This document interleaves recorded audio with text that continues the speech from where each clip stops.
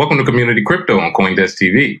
I'm your host, Isaiah Jackson, and this week we are discussing the EmpireDAO and how they are bringing Web3 technology to the New York community. I'm joined today by Mike Fraietta, founder of EmpireDAO, and Lance Thomas, EmpireDAO investor and former Brooklyn Nets NBA player. Welcome to the show, guys. Thank you. Honored. Thank you so much for having me. Oh, yeah. Glad to have you on. And loving the shirt, Mike. I love the Brave shirt, and good to see you as well, Lance. Glad you could be on. Thank you. I appreciate it. My shirt's cool, too.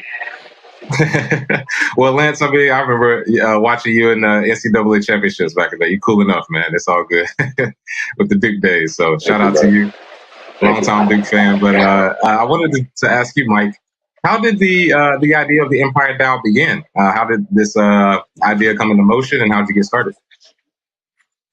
Yeah, I mean, it's 40 years in the making for me, really. I mean, so we did a hacker house in Soho back in October, and a bunch of people came, and it was magic. The Web3 community really does want to be in person, and ideas came out of that. And at the end of it, we said, who wants to do an NFT-based, do this on a daily basis? Everyone raised their hand. Well, let's start a DAO. And we got over $1 million investment overnight just from let's go get a space. And we walked the investors through, and they're like, guys, you're thinking too small. Everybody wants to be in this space. You guys got to go bigger. And so then the snowball kept going from there. We started talking to level 1 chains. They want to come in. We started thinking about we should be building IRL Web3 protocols to help not only us. Why are we getting so much traction? All these small businesses around the world could be utilizing this technology to create micro DAOs, control their own tokens, control their own economies. And EmpireDAO just kept going. And now we're going to have a 24/7 gallery, hacker house, workspace, and floor of DAOs where we can experiment with IRL technologies and bring the community together. I've been in NFTs too long, and we try to get meetups. And it's great in the summer in New York, but in the winter, you kind of have to go to a bar. Not everyone drinks. So we want to have a place where the people in NFT communities can come together and be enjoying it in an open environment. Absolutely. And that's one of the issues I love that you all have solved is the in real life Web3 experience. And, I'm glad that you all were able to secure that space and to have an innovative idea. And Lance, I wanted to ask, what made you want to jump into the Web3 community and come on as an investor for the EmpireDAO? I've been in Web3 for a long time. I've been in the crypto space, I would probably say since 2012, 2013. So I've watched a lot of trends. I'm one of the people who recognizes that the market is affected by human emotion. And the more you understand, the news from around the world, you can kind of, I wouldn't say try to time the market, but you can make, an educated guess, before a lot of other people, because FOMO is real, as we all know in this space. So I try to be someone who can avoid FOMO. But Mike and I met at a Crypto Mondays event where he was a guest speaker, and we got to talking, and he mentioned this idea to me, and I just thought it was genius because I think when you think about the way the world just shut down, a lot of these CEOs of really big companies realize that, hey, I don't need to be paying $250,000 in rent a month, for people to work out of here when my employees can work from home, right? So there's a lot of, office space that's out here now that's just sitting vacant, and if these spaces don't actually find utility, I would say within the next few years, they're probably going to turn into condos, and that's how a lot of these neighborhoods have changed, over the 10, 20, 30 years is, when innovation halts in an area, if there's not another, if there's not more innovation to come and fill that spot, it turns into condos, right? So when his idea, to bring, a working space for Web3, I think that it's genius because if the pandemic taught us anything, it taught us that people really crave connection. Right. And it's cool to have, it's really cool to have, video calls and all these things, but it's nothing can replicate the real thing. And I think after a few weeks, people realized how, if they had a Zoom call, it was kind of like a burden at a certain point. It was like, oh, another one of these, so when you actually can come in and, just be in a room full of like-minded people, to literally build out this new Web3. This is a new thing that's going to be here to stay. And the quicker you pay attention and educate yourself on this space, you're still early. A lot of people think they're late. You're still super early. There's people that got in a lot earlier than you have. Right. And a big shout out to Lance too. He really wants to empower the artists, right? So we talked about all the musicians in New York City, all of the music creators in all genres, right? They're there. There's a lot of artists working in Midtown at these agencies, and they have no idea how they can be empowered. So Lance is really inspired, like, how do we bring those in to make them understand that they can utilize Web3 for their own art, and that this be a creator center as well. So shout out to him to really bring in that kind of mentality of us also being a big creator center. Absolutely, yes. And I love the fact that you mentioned, Lance, the craving that people have to meet in person. I'm like you, I've been in space since 2012, 2013. And back then it was all about meeting in person because nobody really could. And then now at this point, computers are great, but the in-person experience definitely helps. And love that you're helping with a lot of the artists in the space. And, Mike, what exact problems are you looking to solve with the EmpireDAO with this workspace and going forward as well? Yeah, I was in Salt Lake at Mountain DAO. It was a month-long hacker house, and they created something called Solana Pay or Mountain Pay, I believe it was called. And the U.S. congressman was there, and he got himself a candy bar, pulled his iPhone up, and he checked out almost like at Apple Pay. And he goes, "Wait a minute, well, who paid for that?" Well, no one. Does it cost anything to the vendor? No. He goes, "I just learned more in 30 seconds than I have in 4 years of you guys talking to me about crypto." So wait, this can empower small, medium businesses to cut out that middleman and control their own currency and their inventory and their governance? Yes. So we want to create this with gyms, childcare, all the IR technology, maybe even have a bunk DAO down the street to think of a different way of doing hotels, courses, events. Anything in person, we want to tinker with these IRL protocols and use EmpireDAO as a laboratory for those. And that's kind of what we want to accomplish. And also bring in universities and government and corporations and make them kind of understand that this is not such a scary thing. Once they see it in person, they can feel it. That's what we want this to be. We want this to be a tangible crypto center for people understanding of what's going on. Right. And that's a great strategy to basically proliferate Web 3.0 throughout the economy, and a great way for people to experience that in real life.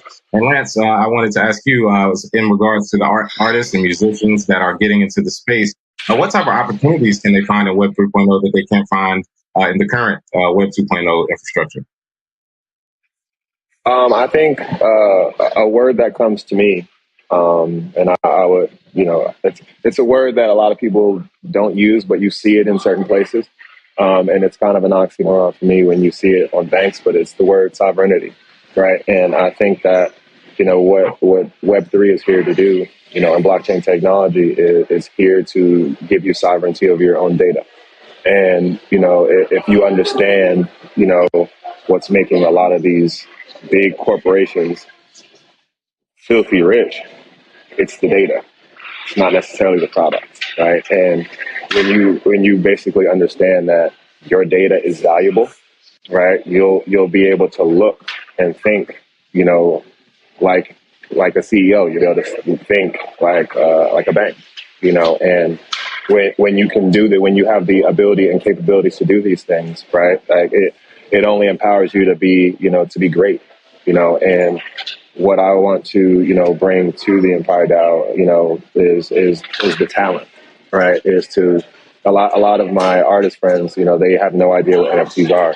All they see is, a JPEG that looks like it was made in Microsoft Paint, and it's worth 100K, right? And for someone who actually really because art, in whatever form it is spiritual, right? And a lot of these artists are channeling something, deep inside, in their soul, and they're being able to, to compose it, whether it's in music or whether it's in, painting or whatever. And whenever that's on paper and that's not worth value, but something that looks like it was made in Microsoft Paint is worth value, it's kind of a slap in the face, and it's kind of, it's kind of frustrating for a lot of these artists. So for them to understand, what Web3 is here to do, and how it can take your creative ability to a whole level that you haven't even thought of. I tell all these people when I speak to them about it, I always tell them to dream big, but after I finish saying that sentence, I say, all right, now that you did that, dream even bigger, right? Because so much is possible in this space. And if you think small, your goals will be small, right? At this point in time, before the bubble even pops, you need to think big, right? Because when the bubble pops, it's going to be hard to think bigger than that, because the space already popped, so I just try to, empower these artists to, to really dig down and deep. There's no better time to be alive than right now, with this technology and, the way that, all this is happening. It's happening fast, but it's also happening very meticulously. And, if you're not invested in, some of these technologies that actually have a real world use case, you're susceptible, for what actually scares you to get into this space in the first place. And that's the rug pull. Right. And I want to jump back to what you said about data. I'm glad you brought that up. People, if you're watching, if the product is free, you're the product. So remember that when protecting your data. And the sovereignty you brought up with artists, I think, is very important. And once people realize that, I don't think we're going backwards. Like you said, that bubble will get huge. So you have to think big, because long term, this is where we're going. And speaking of NFTs, Mike, I know we've seen a big boom in NFTs, but we've also seen a big boom in NFT scams, or people with rug pulls, as Lance just stated. How can the average investor spot these things, and what red flags should they look for to not get caught up in NFTs that do not work?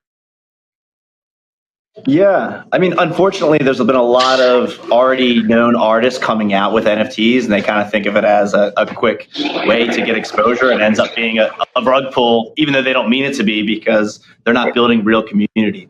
So if you're buying into something, it should be a community that you really believe in.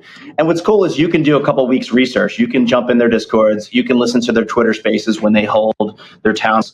And it should be something that you're really into. I mean, two of my favorites I'll name off the top of my head are the Monkey DAO and Solana. It's a bunch of entrepreneurs and investors in the Solana ecosystem. So that's my community. That's the people I want to be around with. We've met in Lisbon and Austin and Denver, in New York, and right now at South by, and we're communicating constantly on what we're building and what we're doing together. Should everybody be in there? No, it's something specific. And the other one is LinksDAO, which I'm a golfer. I grew up golfing. I've been golfing by myself for a decade in New York City, and suddenly now I have a community of a sub channel within Discord of the New York City, and they meet up every Wednesday night. And this summer we're going to be having tournaments, and now I suddenly have a community that I'm into. If you're not into golf, and you shouldn't be into that particular NFT. Don't think of it as a speculation, because like as we go on in our 20s, it's kind of, you have your high school, your communities, your college job.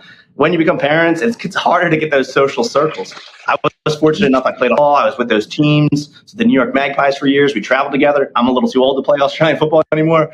So now the Monkey DAO, the LinksDAO are my new communities. And I don't care what the price is. I want to be in those communities long term. So we're a community with a shared bank account. We get to vote on what we do with it. And that's why I'm really bullish on these NFTs. But you really have to be careful. There's a lot of rug pulls. There's a lot of just jump in this. So really do your research. And do you vibe with the community? Do you want to hang out with them in person? Then that's something that you should look into. But take your time. Yeah. And we're seeing NFTs morph into sort of the social clubs. Do you think that is more of a solution to people who are looking for these types of communities? Do you think that's more of a solution, Mike? Yeah, I think that it is a solution. I mean, there's different ways to look, right? There's definitely the artist one-to-one, but there's also the social community. And I think that's the most impact. I think that's why people are excited to do this. It's people that are, they might be getting thrown banana emojis on Discord or whatever, but it's a connection that we've kind of been missing for the last couple of years. And again, going back to the social circles and growing those and finding our communities, there's something inherent about investing in something, right? Like if you're in a neighborhood, you're invested in it. If you bought there and you want the value to go up, it's the same concept. So you want to support your neighbors and you want that to go up. communities are great. Online communities are good. I've been, helping building them for years, but without that shared bank account, it's not quite the same. It adds a different dimension that gets people to, all right, yeah, I can design that logo, or I know somebody. It's just a little more incentive for people to work together. And it's been beautiful community because there's that incentivization that really works. It's a combination of capitalism and communism. We're all going to make it, right? Like we're all going to make some money, but we're all going to make it, right? It's a combo of those that we're building something together, but we're very inclusive as well. Absolutely. Yes. And Lance, I wanted to ask you, Mayor Eric Adams, he's made it a point to make New York a crypto city. How does EmpireDAO help with this vision? And what are some of the things that are being done to help New York become a crypto city? Great question. Well, when you think about just, one of the financial capitals of the world, New York is in that conversation, if not, the city to be that. And, as of now, the crypto laws are the strictest here, right? And with New York City, when it comes to, any type of, financial decision or, any adoption of any other system, it's going to be a system that already works. We're not going to experiment here. It has to be a proven product, before it gets spread out to the masses here, right? So if you understand where this space is going, right, this is the time to set up shop. This is the time to create the communities. This is the time to get like-minded people and people who are, very passionate about this space together, because it's only a matter of time, before this bubble pops, right? And there are a few factors, in my opinion, that will make the bubble pop, but until it happens, right, like the strength is in the community. Back to what we were saying earlier in the conversation, like how people want to be together, with, these in real life, these meetings, essentially when you break it down to the most minute level, that's just community. People want to belong. People want to be able to be a part of something bigger than themselves. People want to contribute. People want to, collaborate for the collective, right? And when you think about what would be the perfect place to do that, the EmpireDAO is a no-brainer, right? And again, I think that, with New York specifically, everybody uprooted and went to Miami, right? Because it was public knowledge that you could do crypto down there. Like there was so a lot of people who live in New York went to their second home and they're down there doing business as usual, right? But they didn't sell their places in New York. They know that it's only a matter of time before it comes back, right? But the beauty of crypto is that it's 24 hours, 365 days a week, right? So you don't have to sit around, and waiting for, legislation to happen here in New York City. You can go elsewhere, and continue to trade or continue to build in this space, because when New York adopts it, it's going to be adopted in a very big way. And if anybody knows anything about New York, this is where the culture is at. This is where, innovation happens. This is where the next best thing usually happens, right? And if they're halting it right now, you best believe something big is on its way. Right. And full disclosure, I just want to say, I'm one of those people that moved to Miami. I've been consulting Mayor Suarez down there for the last 8 months on Bitcoin strategy. So I'll just put that out there. But I do love the friendly competition between Miami and New York now, because ultimately it helps everybody, right? And Lance, you're a New York guy, so you've had to navigate these regulatory waters where New York has been pretty bad. Do you think that they're going to lift these regulatory concerns as COVID restrictions are opening up in order to foster this crypto community, even though it is a big banking financial center? Do you think they'll open up more to the crypto side now that it's as big as it is? Man, that's a great question. I think that, until something happens, it's still going to be halted here, and I think that a lot of people don't realize, that one of the, the biggest cases for innovation is happening right now. And that, that's the SEC case versus Ripple. And I believe that will be the black swan event that brings all of the innovation into the space. It only makes sense. And, when I tell people about the space, I always tell them, know what you're holding, know where you got to zoom out and think big, so this case has been halted. It's halted innovation here in the States. And it's because we're waiting to see what the proven winner is going to be, what's going to be what from regulation. So, you think about, the bill that Biden just passed, that gave hope to the space, so like all the people who have, who are sitting on these huge bags of fiat, right? When they maybe have been approached by, about crypto, it's kind of like, I don't know anything about that stuff. How people are losing money on that, right? But now that this bill has passed, it's kind of like, wait, hold on. Oh, this is here to stay? Okay, now you got my ear, right? So even if they decide that they don't want to stay in the space, they at least, didn't have a bias when they heard more about the space, right? So I think once this case, eventually gets settled, I think that, the XRP ledger is going to be, a very big part of, how everything moves forward. But, I didn't mean to get sidetracked, but I just know that, when it happens, New York's going to really allow the innovation to happen here. We're just waiting for the proven winner. And clearly things that are already out there aren't the winner yet. So, yeah. We're waiting to see. Yeah, definitely. And Mike, he mentioned President Biden actually issued last Wednesday a mandate to explore digital assets. How do you think the regulatory environment will bode for EmpireDAO with directives from the top, so to say? In the next 6 months, we'll see that. How do you think it will help or hurt EmpireDAO? Honestly, we've been building EmpireDAO for 4 months. Asked me the other day what was going on. I didn't even know who the president was, to be honest with you. It's been crazy building this thing, right? But I think we're going to help that. I think the real world examples of it. I like the where we're going, and I think it's only it's up to us to be able to show this. I genuinely think we can change the timeline in history by doing this now. This is going to happen. This is going to be done for the next generation and for our kids.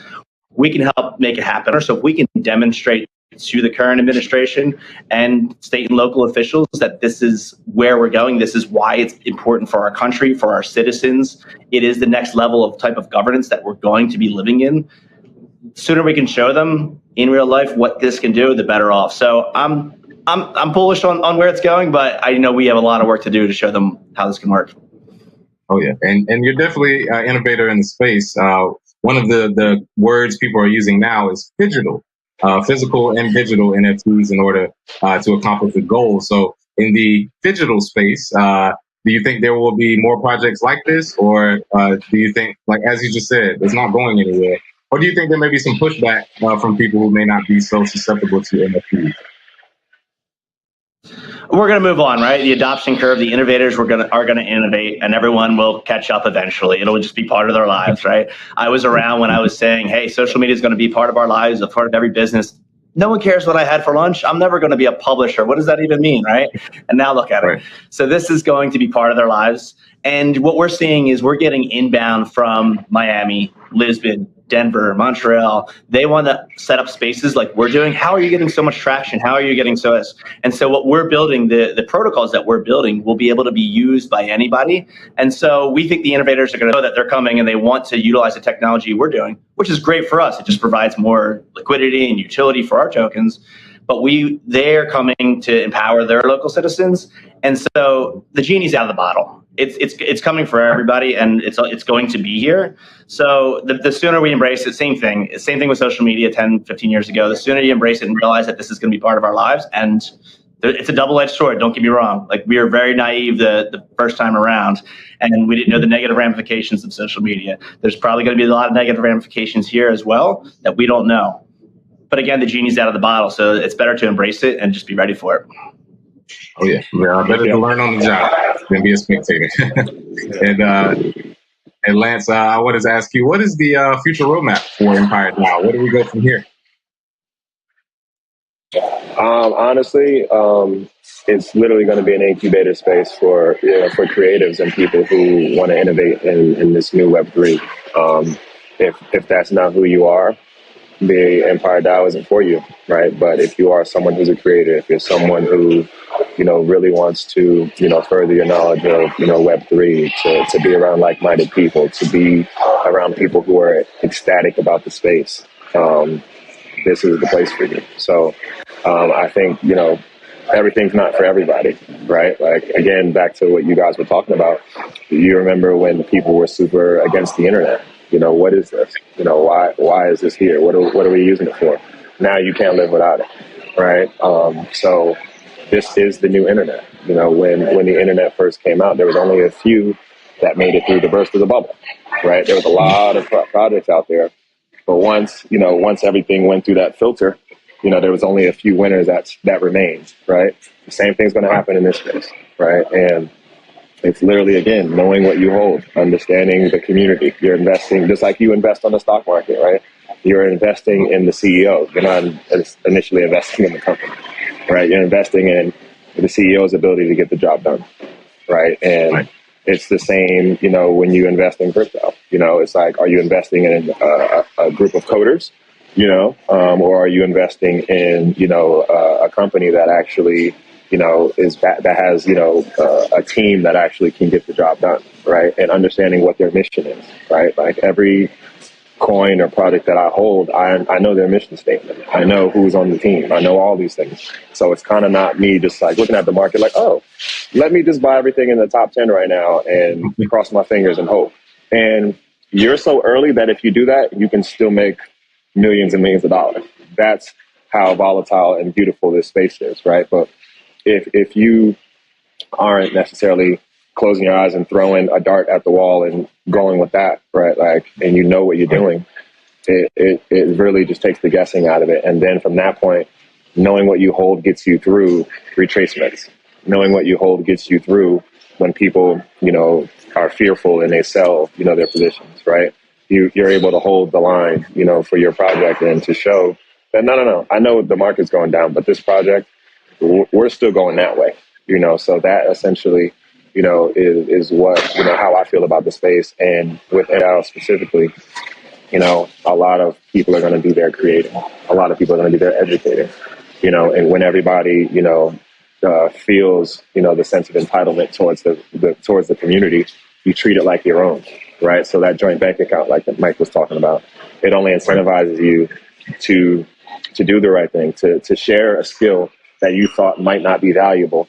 But hey, we need a logo design. Oh, well, I was a visual arts major in college. I could easily do that, and something as small as that, the laundry list of things that needs to get done in those discords, you see it and you're like, oh, I can knock that out. Oh, I can do this too. What do you need to buy? And then everyone just, holds their weight and the community grows and your token or whatever it is in that community grows because of its utility, so a lot of people have no understanding of what that is. If you want to learn, EmpireDAO. Right, absolutely. And I appreciate that, Lance. And thank you so much, both of you, for coming on. I can't wait to see where EmpireDAO goes from here. Thank you again, Matt. Thank you again, Lance. Hopefully we can bring it to Miami soon after New York. So have a great day. When Miami. All right, brother. Thank you. All right, take care. Take care. Bye.